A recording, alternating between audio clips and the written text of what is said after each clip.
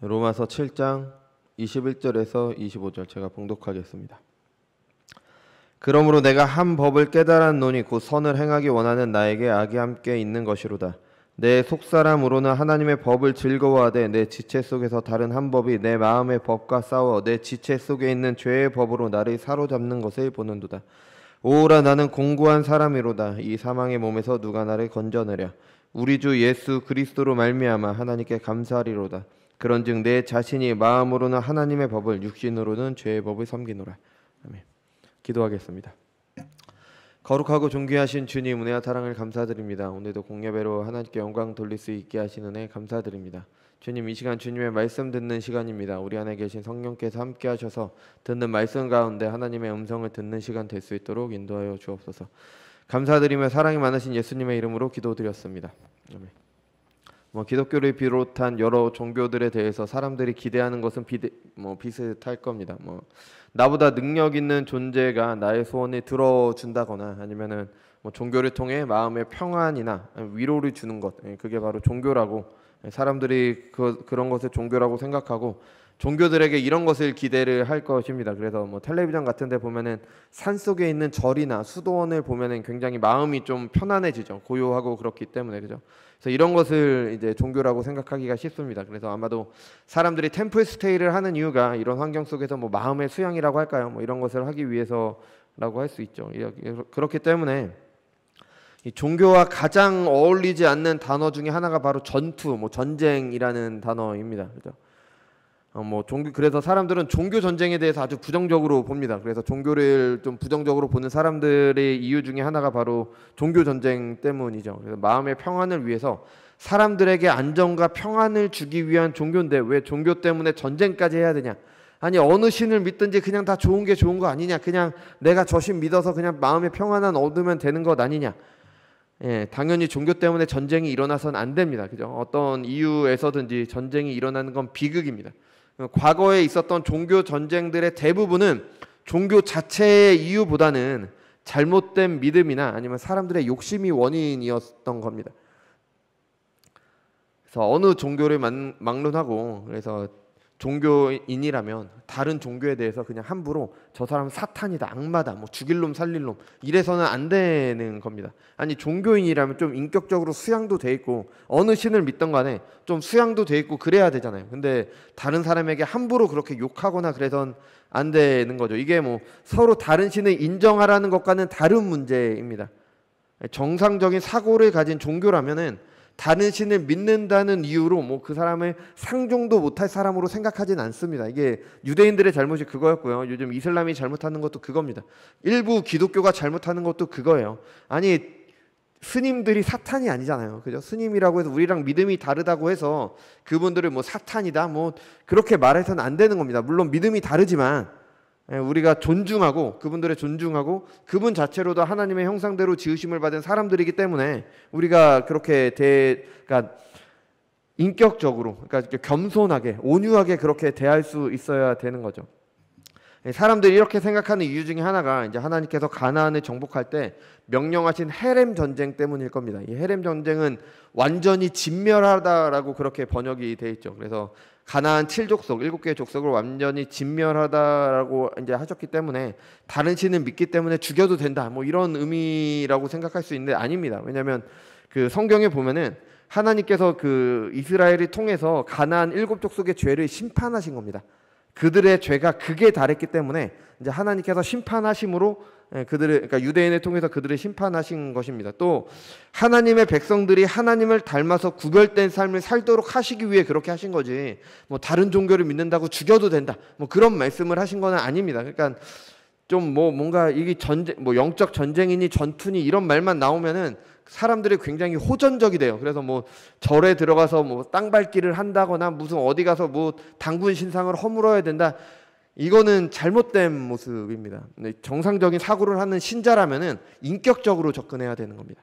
온유함과 겸손함으로 접근을 하는 거죠. 물론 그들의 믿음을 인정하고 모두 다 신을 믿는다 그런 의미가 아니라 다른 신을 믿더라도 그분들이 잘못됐을지라도 그렇게 접근을 해야 된다는 거죠. 그래서 이 신자와 그러니까 유대인과 이방인을 가르던 그런 것들도 이제 예수님께서 오시기 전까지 있었던 임시적인 방법일 뿐입니다. 그래서 사도행전 10장에 나오는 베드로의 꿈에서 음식법으로 대표되는 모든 정결법, 그러니까 유대인과 이방인을 가르던 정결법이 의미가 없어졌다는 걸 나타냈습니다. 그러니까 예수님께서 오시기 전에는 물질적인 방식으로 우리에게 그것을 알리셨어요. 뭐 음식을 먹지 않는다든지 뭐 손을 씻는다든지 뭐 이런 여러 가지 방법들을 통해서 알리셨지만 그거는 예수님께서 오셔서 우리를 정결하게 하실 것을 미리 나타내 주는 거지 그 자체가 어떤 의미가 있는 게 아니었습니다. 그래서 예수님께서 오심으로 유대인과 이방인을 가르던 모든 정결법이 이루어져 완성됐다라는 걸 우리에게 알려주셨죠. 그리고서 그 베드로가 그 하늘에서 보자기가 내려오는 꿈을 꾼 이후에 바로 고넬료, 그러니까 이방인이었던 고넬료 가정이 구원받는 내용이 나오잖아요. 그러니까 이제는 신자들은 신자와 불신자를 가르던 그런 물리적인 그런 구분은 없어졌습니다. 예수님을 통해서 이제 그렇게 되는 거죠. 그러니까 신자들은 이제 다른 신을 믿는 사람들도 한 사람으로, 한 인간으로 존중해 주는 겁니다. 당연히 유일하신 하나님을 통해서 영원한 생명에 이르도록 복음으로 회심하도록 하는 일이 있어야 돼요. 전도해야 되죠. 당연히 전도해야 됩니다. 그리스도를 전해야죠. 근데 그 방식이 폭력적이거나 무례한 방식으로 행해져서는 안 된다는 겁니다. 아니 그러면 이단하고 사입이랑 우리가 다를 게 뭐가 있습니까? 뭐 그러면서 나는 하나님을 위한 전쟁을 한다고 하면서 도리어 하나님의 영광을 가릴 수가 있는 겁니다. 신자로서 하나님의 자녀답게 모든 일을 하나님의 영광을 위해서 해야 되는 거죠. 그렇지만 우리가 기억해야 되는 것은 기독교가 마냥 평화만을 말하지 않는다는 겁니다. 오히려 사람들이 보통 종교에서 바라는 것과 성경에서 이제 예수님께서 말씀하신 기독교는 아주 달라요. 우리는 보통 종교의 평안을 원합니다. 근데 예수님께서 말씀하신 것은 전쟁입니다. 마태복음 10장 34절을 한번 찾아보겠습니다. 마태복음 10장 34절.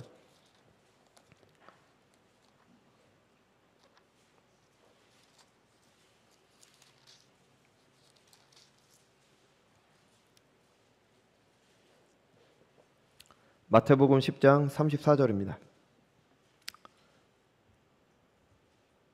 제가 봉독하겠습니다. 마태복음 10장 34절. 내가 세상에 화평을 주러 온 줄 생각하지 말라. 화평이 아니라 검을 주러 왔노라. 내가 온 것은 사람이 그 아버지와 딸이 어머니와 며느리가 시어머니와 불화하게 하려 함이니 사람의 원수가 자기 집안 식구리라. 아버지나 어머니를 나보다 더 사랑하는 자는 내게 합당하지 아니하고 아들이나 딸을 나보다 더 사랑하는 자도 내게 합당하지 아니하며 또 자기 십자가를 지고 나를 따르지 않는 자도 내게 합당하지 아니하리라. 자기 목숨을 얻는 자는 잃을 것이요 나를 위하여 자기 목숨을 잃는 자는 얻으리라. 아멘. 요즘에는 이런 구절이 뭐 가스라이팅을 정당화하는 구절이라고 비난받을 수도 있을 것 같아요. 뭐 잘못 사용하는 사람들이 너무 많기 때문에. 근데 그런 의미가 아니죠. 그냥 그리스도인으로 이 세상을 살아가는 거는 세상 사람들과 너무 다르기 때문에 이런 전쟁과 같은 삶을 살 수밖에 없다는 겁니다. 이 전쟁이 뭐 다른 사람의 것을 빼앗는 그런 전쟁을 말하는 게 아닙니다.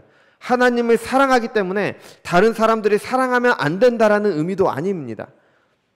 다른 사람을 참으로 사랑하려면 우리는 하나님을 먼저 사랑해야 됩니다. 하나님을 사랑할 때 우리는 다른 사람을 사랑할 수가 있게 되는 거죠. 그러니까 하나님보다 다른 것, 그러니까 다른 사람을 더 사랑하면 이거는 우상숭배가 되는 거죠. 그 사랑은 정상적인 사랑이 아닙니다. 그러니까 예수님께서 하신 이 말씀을 오해해서는 안 되지만 뭐 가족들 다 버리고 뭐 이렇게 가야 이런 식으로 오해해서는 안 되지만 신자의 삶이 평안함이 아니라 전쟁 같은 삶이라는 것은 분명합니다. 갈등이 있어요. 부딪힘이 있을 수밖에 없습니다. 하나님을 거역하는 세상 속에서 하나님을 사랑함으로 그에게 순종하는 삶을 살아야 되기 때문에 예수님께서는 그 삶이 쉽다고 말씀하지 않으셨습니다. 자기를 부인하고 자기 십자가를 지고 따르라고 하셨잖아요. 항상 평안하다고 하지 않으셨어요. 그러니까 그래서 이제 누가복음에 보면은 예수님의 제자가 되려면은 난 그냥 예수님 따릅니다 그러지 말고 잘 따져보라고 했습니다. 내가 지불해야 될 건 어떤 거고 내가 포기해야 될 건 무엇이고 이런 것들이 있으니까 잘 생각해보고 예수님을 따라라. 그렇지 않으면 도중에 포기하게 된다. 이렇게까지 말씀을 하셨습니다. 그래서 신학자들은 이 땅에서의 교회를 전투적인 교회라고 부르기도 했습니다. 그죠? 뭐 이게 오해될 수 있는데 또 전투적인 교회라고 하니까 뭐 다른 종교와 종교 전쟁을 한다, 뭐 데모할 때 나가서 하는 뭐 그런 투쟁을 말한다, 이런 의미가 아닙니다. 기독교가 말하는 전쟁은 영적 전쟁입니다. 그 신사도에서 말하는 파워 인카운터나 뭐 그런 것을 말하는 것도 아니에요. 물리적인 전쟁이 아닙니다. 우리의 씨름은 혈과 육을 상대하는 것이 아니요 통치자들과 권세들과 이 어둠의 세상의 주관자들과 하늘에 있는 악의 영들을 상대함이니라. 아멘. 뭐 나라 지도자들과 싸우라는 게 아닙니다. 죄가 지배하는 세상에서 죄와 싸우라는 겁니다. 죄와 싸우는 전쟁입니다. 예, 종교를 사람의 유익을 위해 존재하는 것으로 생각하며 가볍게 여기는 사람들은 이해할 수가 없어요. 왜 종교 같은 것에 목숨을 걸고 전쟁 같은 삶을 사느냐? 생명보다 귀한 게 어디 있다고. 종교 때문에 순교하신 분들도 계시잖아요. 그러니까 지금도 일부 국가에서는 교회를 다닌다는 것만으로도 목숨을 잃거나 핍박받는 사람들이 있습니다. 예, 우리의 생명 중요하죠. 우리의 생명 소중합니다. 우리의 삶 소중합니다. 근데 여러분, 사람은 그냥 사는 것 자체가 중요한 게 아닙니다. 어떻게 사느냐가 더 중요한 거예요. 그냥 사는 것 자체가 중요했다면 왜 우리 선조들은 일제시대 때 목숨 걸고 독립운동을 했습니까? 아니, 왜 6.25 전쟁 때 나라를 위해서 목숨 걸고 전쟁을 했어요? 심지어 우리나라와 전혀 상관없는 나라들에게 와서 그 나라 그 젊은 청년들이 와서 우리나라를 도와줬잖아요. 같이 전쟁을 해줬잖아요. 그냥 사는 게 중요하다면 왜 그렇게 하는 사람들을 우리가 존경하고 뭐 그분들이 기리면서 그렇게 해요? 아니, 바보 멍청이라고 하겠지. 뭐 자기 목숨 버린 거 아니에요. 생명 귀하죠. 귀합니다. 그런데 때로는 그 귀한 목숨보다 더 지켜야 할 것들이 있습니다. 다시 말하면 어떻게 사느냐가 그냥 생존하는 것보다 중요하다는 겁니다. 우리 그리스도인들은요, 왜 살아갈까요? 하나님의 영광을 위해, 그리고 하나님의 나라를 위해 사는 사람들입니다. 그러니까 뭐 나의 행복, 가정은 다 버리고 그런 말이 아니에요. 우리가 이번 주일학교 때 이제 수련회 때 데살로니가 전서만 봐도 알 수 있습니다. 그러니까 신자들은 핍박당하는 세상에서 주님께서 다시 오신 날을 기다리면서 어떻게 살아가야 되는가를 얘기해 준다고 했잖아요. 주님께서 다시 오시는 종말을 기다리며 바울은 어떻게 살라고 했을까요? 뭐 예전처럼 아까 말씀드렸듯이 다미성교회처럼 모든 재산 다 팔고 가족들 다 버리고 뭐 교회에 들어가서 그렇게 살라고 하지 않았습니다. 주님께서 다시 오시는 날 누구도 알 수 없기 때문에 현재 하나님께서 주신 삶에 충실할 것을 말합니다. 가정을 돌보고 각자 해야 할 일 열심히 하는 가운데 그 가운데 하나님의 뜻에 따라 거룩한 삶을 사는 겁니다. 그러니까 어려운 거예요. 세상과 단절돼서 사는 게 아니라 세상 속에서 살아가는데 구별된 삶을 살아야 되는 겁니다. 그러니까 어렵죠. 그러니까 충돌이 있고 갈등이 있죠. 아니, 산속에 들어가서 나 혼자 살면 무슨 갈등이 있겠어요? 물론 그 갈등도 있습니다. 근데 하지만 지금보다는 없겠죠. 그죠? 이런 신자들의 삶은 보통 사람들이 사는 삶, 그러니까 상식적인 삶에서 크게 벗어나지 않습니다. 도리어 그 삶에 충실해요. 그렇지만 그 가운데 하나님의 뜻대로 살기 위한 전쟁이 있는 겁니다. 말 그대로 영적 전쟁입니다. 이 전쟁은 성경이 분명히 말하고 있어요. 그래서 에베소서 6장에서 영적 전쟁을 위한 하나님의 전신갑주를 입으라고 말하죠. 디모데후서 2장 3절에서는 너는 그리스도 예수의 좋은 병사로 나와 함께 고난을 받으라라고 권면을 합니다. 아니, 예수님을 믿는데 행복할 거야, 복될 거야, 평안할 거야가 아니라 병사로 고난을 받으래요. 예수님 믿고 싶겠습니까? 근데 이게 신자들의 삶이라는 겁니다. 요한계시록 2장과 3장에서는 또 이긴 자에 대해서 말해요. 이거는 뭐 당연히 어느 사이비 종교에서 말하는 그 이긴 자가 이 교주가 아니라 하나님 나라를 이루어가는 신자를 봐도 교회를 말하는 거죠. 이런 신자들의 삶, 이런 영적 전쟁을 가장 잘 보여주는 게 우리가 보고 있는 이 로마서 7장이라고 할 수가 있습니다. 우리가 지난주에 살펴본 것처럼 로마서 7장 14절 이후에 이제 참된 신자가 겪는 갈등에 대해서 말을 해줍니다. 여기서 나는 바울 자신이면서 동시에 이제 참된 신자를 말하죠. 이제 나가 누군지에 대해서 이제 여러 가지 의견이 있다고 말씀드렸습니다. 그 이유가 이 나에 대해서 이제 바울이 말하는데 이 나는 하나님을 향한 소원이 있는데 동시에 죄에 팔렸다라고 얘기하기 때문에 이제 여러 가지 논쟁이 있을 수밖에 없는 거죠. 왜냐하면 죄에 팔린 상태다. 그런 죄의 지배 아래에 있는 사람이네. 아니, 회심을 했으면 죄의 지배에서 벗어나 의의 지배에 있는 사람인데 왜 이 사람은 죄의 지배 아래에 있지? 이 사람은 불신자구나. 이렇게 결론을 내릴 수도 있고요. 아니면은 회심하기 전 사람이 어떻게 하나님을 향한 열심을 가지고 있지? 모든 사람들은 죄인이라서 스스로 하나님의 영광에 이룰 수 없는데 어떻게 하나님을 향한 열심을 가질 수 있어? 이 사람은 하나님의 영광을 향한 열심이 있으니까 이 사람은 신자다. 이렇게 보는 경우가 있습니다. 그러니까 두 가지 경우가 다 있는데, 그래서 이게 설명이 잘 안 되니까 어떤 분들은 이 긴장을 해소하기 위해서 육적 그리스도인이라는 회개한 성경에 나오지도 않는 그런 새로운 개념을 만들어내기도 했죠. 근데 이미 지난주에 살폈기 때문에 이제 간단히 결론만 말씀드리면, 회심하기 전 사람은 하나님을 소망할 수 없습니다. 모든 사람은 죄인이기 때문에 누구도 하나님의 영광에 이룰 수 없습니다. 회심한 사람만 참으로 하나님을 향한 소망을 가질 수 있습니다. 그리고 회심한 사람이라고 해도 죄에 팔릴 수가 있습니다. 죄가 그 사람을 지배할 수는 없어요. 죄를 지을 수밖에 없는 게 아닙니다. 어쩔 수 없는 게 아니에요. 근데 스스로 죄 아래 팔려서 죄를 지을 수는 있는 겁니다. 우리는 이것을 다윗이라든지 여러 가지 성경 인물들에게서, 그리고 무엇보다도 우리 자신에게서 발견하게 되는 거죠. 우리는 분명히 하나님의 뜻을 행하고자 합니다. 근데 여전히 죄를 짓습니다. 죄의 유혹에 넘어가는 우리 자신을 이제 죄에게 내어주게 되는 거죠. 21절에서 오늘 본문에서 바울은 이것을 내가 한 법을 깨달았다고 얘기를 합니다. 바울이 말하는 이 법은 율법을 말하는 게 아니라 원리나 규칙을 말하는 거죠. 그러니까 내가 이런 규칙을 발견했다. 그러니까 선을 행하기 원하는 나에게 악이 함께 있다. 속사람, 거듭난 바울은 하나님의 법을 즐거워합니다. 하나님께 순종하고자 하는 열망이 있습니다. 그런데 또 다른 법이 있습니다. 그 또 다른 법이 바울이 지체 속에 있다라고 이야기를 하죠. 여기서 지체는 몸을 말하는 거죠. 그래서 또 어떤 사람들은 바울이 말한 속사람은 영혼이고 지체는 몸이다. 영혼은 선이고 몸은 악하다. 이게 그 그리스의 헬라 철학의 이원론에서 나온 거죠. 몸을 죽여야 한다. 그러면서 자기 몸에 고행을 합니다. 이것도 잘못된 겁니다. 말씀드린 대로 속사람은 거듭난 본성을 말합니다. 지체 속에 죄의 법이 있다고 말을 해서 몸에 죄가 있는 게 아니라 죄는 마음에서 시작합니다. 근데 마음에서 시작된 그 법이 우리 몸으로 행해지기 때문에 지체 속에 죄가 있다라고 그냥 그렇게 표현한 것뿐입니다. 바울은요 분명히 회심했습니다. 우리가 바울이 회심 안 했다라고 얘기할 수가 없잖아요. 바울은 분명히 회심한 사람이에요.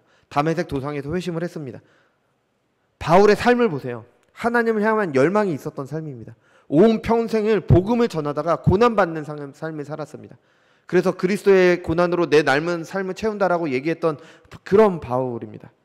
근데 그랬던 바울도 자신 안에 죄의 법이 있다는 걸 알았습니다. 바울도 때때로 죄에 팔려서 죄의 법을 따르는 것을 경험했습니다. 여러분, 이것이 바로 신자들의 실제 모습입니다. 실존이에요, 실존. 우리는 거듭났습니다. 근데 거듭났다고 우리가 바로 천사가 되는 게 아니에요. 우리가 착각하는 게 뭐냐면 나는 예수님을 믿어서 거듭났어. 그러니까 나는 거룩해. 그러니까 내가 생각하는 모든 것은 하나님의 생각이야. 착각이라는 겁니다. 착각. 내가 생각하는 건 여전히 죄입니다. 하나님의 말씀과 반대되는 것은 여전히 죄입니다.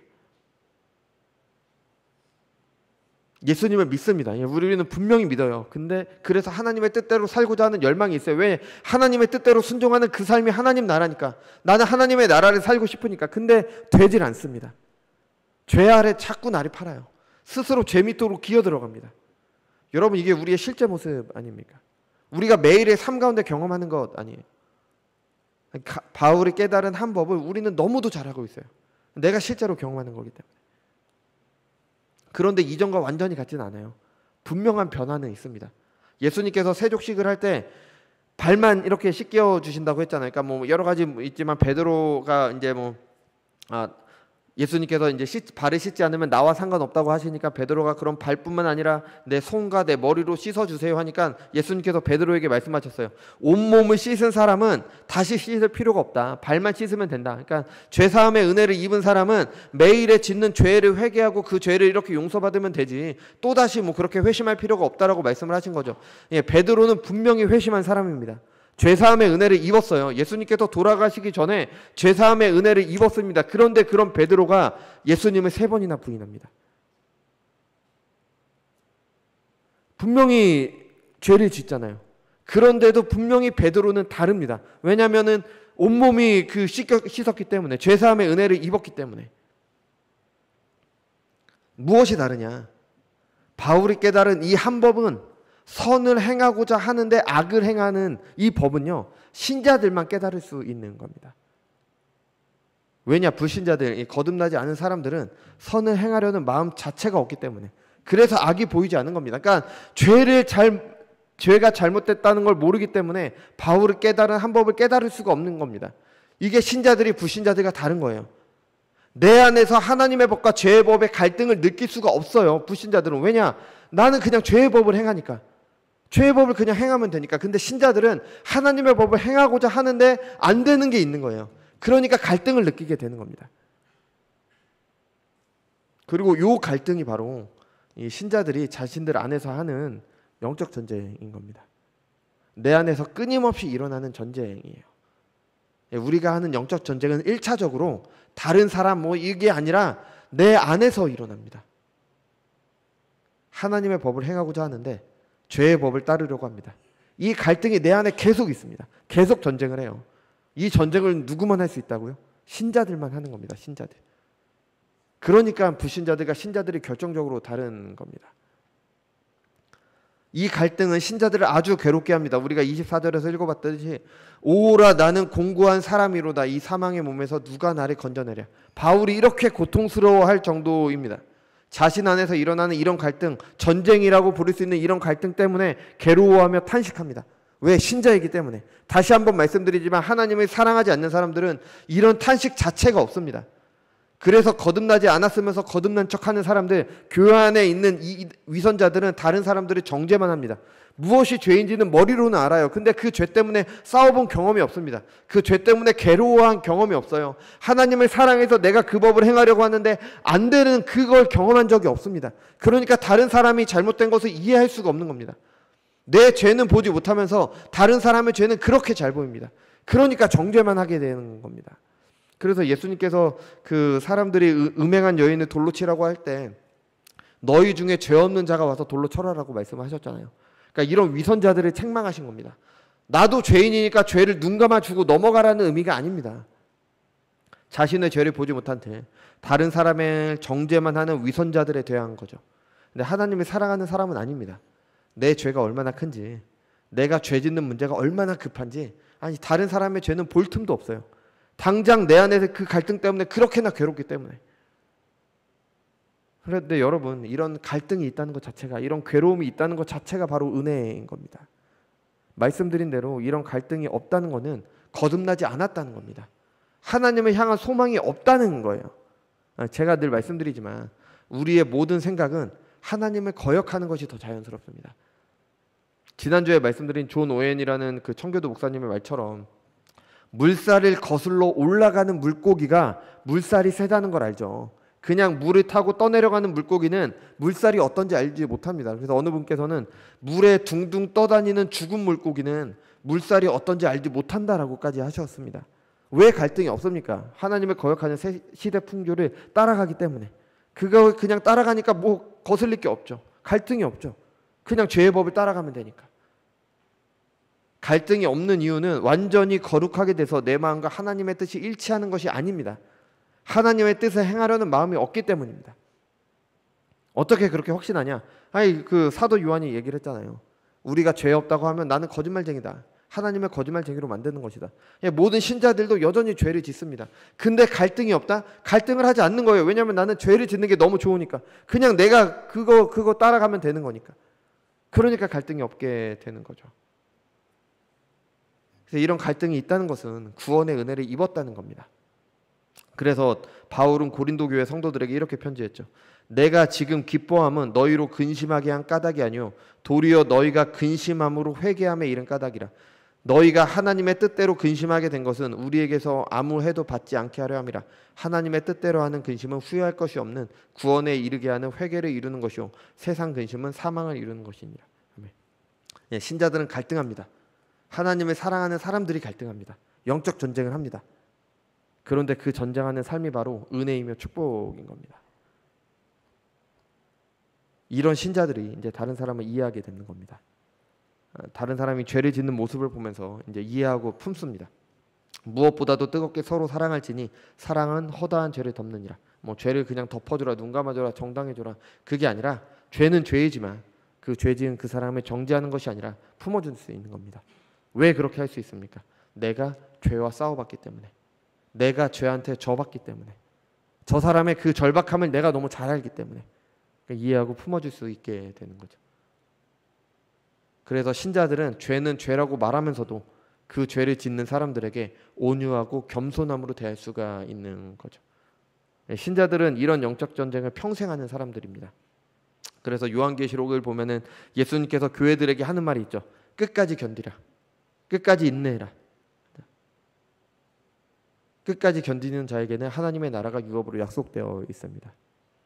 신자들은 이 인내하는 전쟁 같은 삶을 인내하면서 이런 전쟁 같은 삶을 사는 사람들입니다. 계속 말씀드리지만 실제로 전쟁하는 게 아닙니다. 다른 사람들과 무조건 싸우는 삶이 아닙니다. 이 자꾸 이렇게 제가 이걸 계속 말씀드리는 이유는 이 예전부터 교회 안에 이렇게 이해하고 하셨던 분들이 많았기 때문입니다. 그렇죠? 내 안에서 하나님의 법과 죄의 법이 싸우는 그런 전쟁입니다. 하나님의 뜻을 행하고자 하는 열망이 있고요. 근데 여전히 육신의 정욕과 안목의 정욕과 이생의 자랑을 쫓는 연약함의 전쟁입니다. 이 전쟁은 우리가 죽어서 하나님과 함께하는 날까지, 아니면 주님께서 다시 오시는 날까지 계속됩니다. 계속 갈등하고 계속 고민하고 계속 괴롭습니다. 하지만 신자들은 끝까지 인내함으로 하나님 나라를 유업으로 받게 됩니다. 이것을 가장 잘 보여주는 제도 중에 구약에 보면은 그 민수기나 출애굽기나 그쪽에 보면은 도피성 제도가 있습니다. 도피성 제도 다 아시죠? 그러니까 이 도피성 제도에 따르면은 사람을 죽인 사람에는 세 가지 부류가 있어요. 첫 번째는 고의로 사람을 죽인 사람입니다.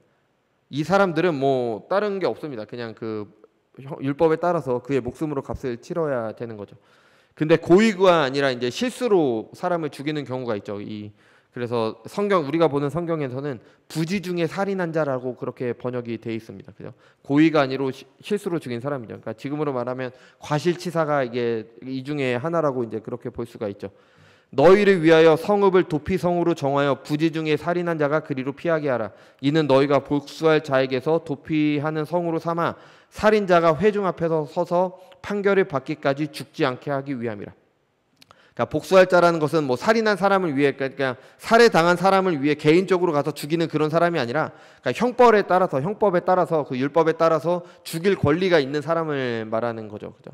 근데 이 부지 중에 사람을 죽인 사람이 일부러 사람을 죽이지 않았다는 것은 사람들 앞에서 이제 판결받기도 전에 이제 죽임을 당할 수도 있기 때문에 도망갈 수 있는 성이 있었는데 그 성이 도피성입니다. 가나안 땅에는 6개의 도피성이 있었어요. 그래서 고의로 죽인 사람은 이 도피성으로 피해도 아무런 소용이 없어요. 그냥 죽습니다. 근데 부지 중에 이 사람을 죽인 경우에는 도피성에서 살면서 정당한 재판을 받고 판결에 따라 도피성에 계속 있을 수 있었습니다. 근데 한 가지 조건이 있었어요. 그러니까 이 사람이 처벌을 받았을 때 대제사장이 죽기 전까지는 도피성에서 벗어날 수 없었습니다. 그 대제사장이 죽으면은 이제 도피성에서 나가서 자유롭게 살 수가 있었죠.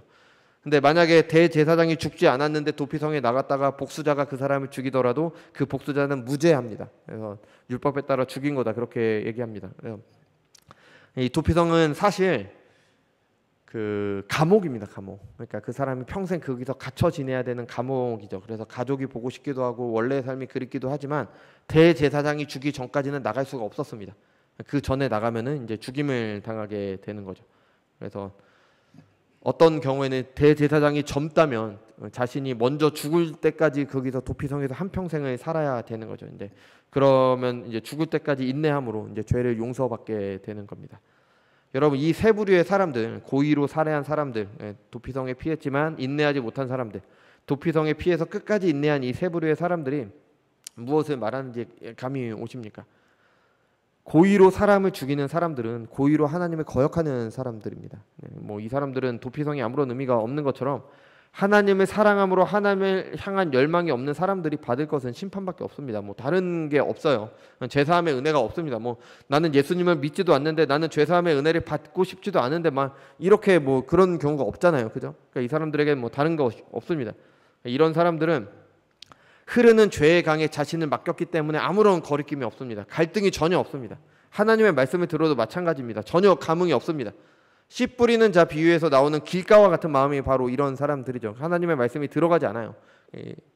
이런 사람들이 살아날 길은 없습니다. 그죠? 부지 중에 사람을 죽인 사람들은 하나님께 순종하고자 하지만 죄를 짓는 사람들을 말합니다. 바울이 말한 갈등 가운데 있는 사람들이죠. 그런데 이런 사람들은 모두 참된 신자라고 볼 수는 없어요. 이들 중에는 하나님을 믿는 척, 순종하는 척하는 사람들이 있습니다. 바로 도피성에 피해서 목숨을 건진 것처럼 보이지만 대제사장이 죽기까지 인내하지 못하고 성 밖에 나가는 사람들이 바로 이런 사람들을 보여주는 겁니다. 죄사함의 은혜를 받은 것처럼 보이는데 여전히 세상을 사랑합니다. 여전히 죄의 물살을 거스르기보다는 따라가기를 바랍니다.